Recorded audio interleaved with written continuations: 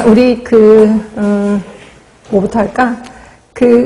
파이널 테스트 하고, 그 다음에 기출문제 한번 볼게요. 파이널 테스트 마저 할게요. 기술역학 끝나고 분석역학 들어가 보겠습니다.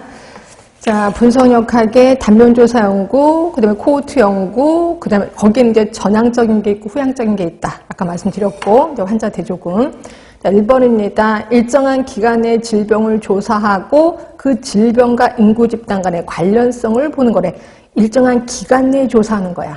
그죠? 그럼 이게 뭐예요? 단면조사 연구지. 일정한 기간이니까. 그 다음에 2번입니다. 질병이 이완되지 않은 건강군을 힌트 다 나왔어요. 건강군을 대상으로 하는 거는 그리고 폭로군, 비폭로군 간의 질병 발생률을 비교하는데 다 나왔죠. 코호트지, 코호트. 그쵸? 그 다음에 3번째입니다.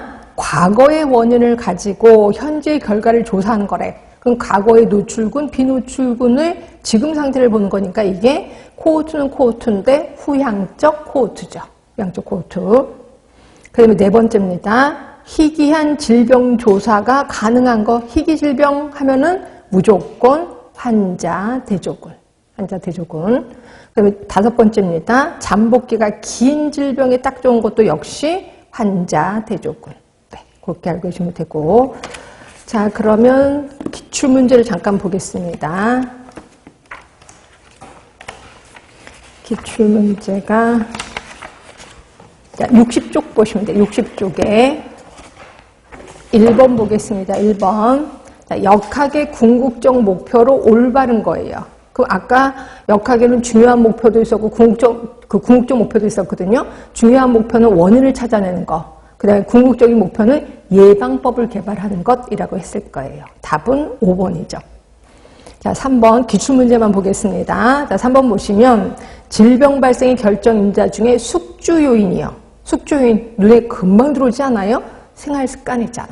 요게 숙주고 기후변화는 환경일 거고 매개곤충은 병원체고 화학물질 역시 병원체고 보건의료 제도 요게 환경입니다. 환경. 네, 그래서 답은 4번이에요.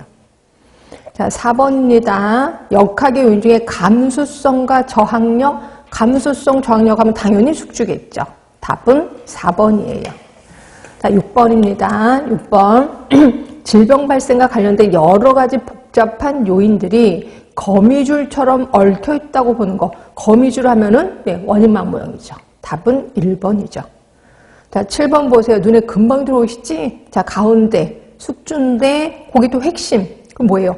유전적인 거죠. 그러니까 유전적인 소원을 갖고 태어난 숙주니까 답은 4번이 되는 거죠.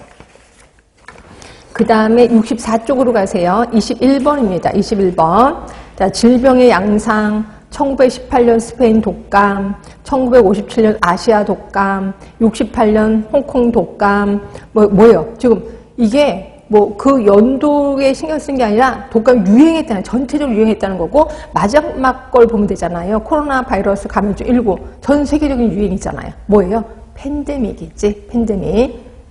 그 다음에 22번입니다. 질병 발생 양상이 수십 년을 주기로 한 거래. 그럼 수십 년 하면은 추세 변화. 그쵸? 답은 4번. 자, 23번입니다. 2, 3년을 주기로 질병 발생이 양상이 반복이 된대. 그럼 2, 3년 주기면 주기 변화, 그리고 순환 변화. 그치? 답은 1번인 거죠. 그 다음에 24번이에요. 우리나라의 경우 특정 강 유업을 중심으로 지속적으로 간 흡충증이 발생이 됐대. 그럼 그 지역에 가면 그 환자가 꼭 있다는 거잖아요. 그러면 토착적 또는 엔데믹 또는 지방성이라고 하는 거죠. 답은 3번. 자, 25번 보세요. 이렇게 나왔다 그랬잖아요. 10년 이상을 주기로 반복되는 변화에 속하는 감염병. 아까 얼추 봤죠? 장테푸스 디프테리아 있었었잖아요. 답은 1번. 그럼 26번입니다. 100일의 홍역 하면은 얘가 그 주기가 있지 않았어요? 2, 3년 이게 있지 않았어요? 100일의 홍역? 네, 이거는 주기 변화죠. 답은 3번, 2번. 네, 이렇게 디테일하게 신문지에 나오니까 좀 기억하셔야 돼요. 네, 27번 또 보세요.